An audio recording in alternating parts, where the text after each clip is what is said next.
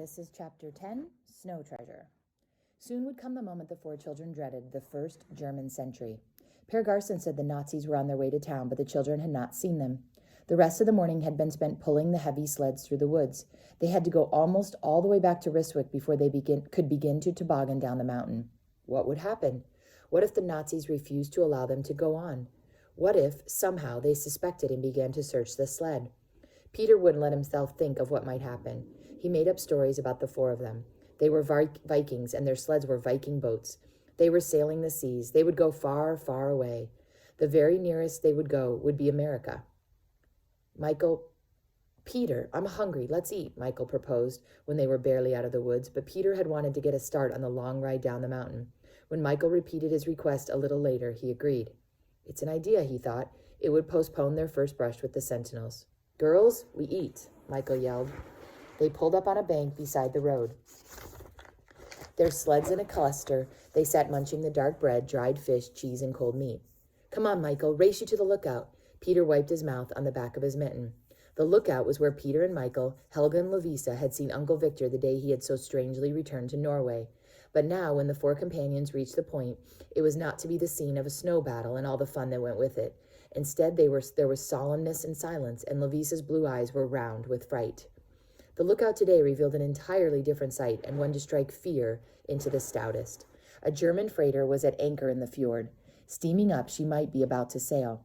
On the beach that lay between the Atlantic Ocean and Ryswick Fjord, there were hundreds of gray-clad soldiers, and there were others on the narrow strip of land between the big fjord and the small one they called the Snake. They were unloading enormous supplies because the snow was covered with bales, boxes, crates, and drums. Rifles were stacked in neat rows, and up and down the beach in front of the fishing pier, sentries were goose-stepping while their companions worked. Ooh! Peter drew off his cap to wipe his forehead. And now Lovisa was not the only one to be afraid. Fear looked out of all of their eyes. It was Helga who made them brave again. I'm not afraid of any goose-step. She shook the curls that hung like sausages from under her hood. What's there to be afraid of? Come on, then. Peter straightened his shoulders, and he drew his sled away from the others. Let's go. Look! Michael could not take his eyes off the beach. Soldiers marching right up our sled track. How will we get down? They turned back to the sight below. Michael was right. A company of men had started up the only road that led from the sea to the mountain. We could hide till they passed, Lovisa urged. Or go down over the rocks, Michael suggested. But what do we do with our sleds? We can't take them down that way, Peter replied. We'll have to meet them sometime, Helga said. It might as well be now instead of later. Right, Peter replied.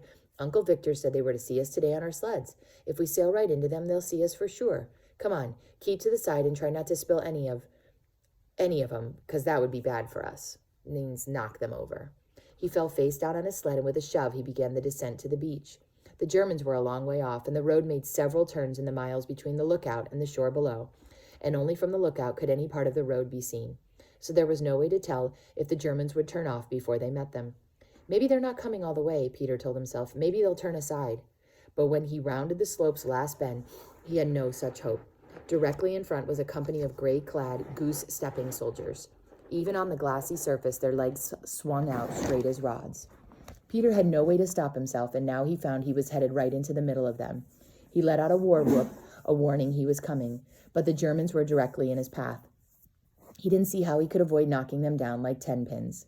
He was going to spill them all right, try as he might not to. It was the worst possible thing he knew. Near at hand, these grim, gray-marching soldiers towered like giants to the boy on his sled. Down he flew, faster, faster. At 100 yards, he swerved toward the bank to avoid knocking down a whole row of them. A voice was barking a command in German, and the company took 3 steps to the side and out of Peter's path. His swerve drove him into the bank and stopped him as he had not dared to hope. But he had already passed the first of the troops. Only their quick side march had saved a collision. He raised his eyes from the snow. He was looking into the smiling face of a German infantry captain. I turned my men aside, he spoke in Norwegian. It is not right that we spoil your sledding. When I was a boy, I liked nothing better than sledding.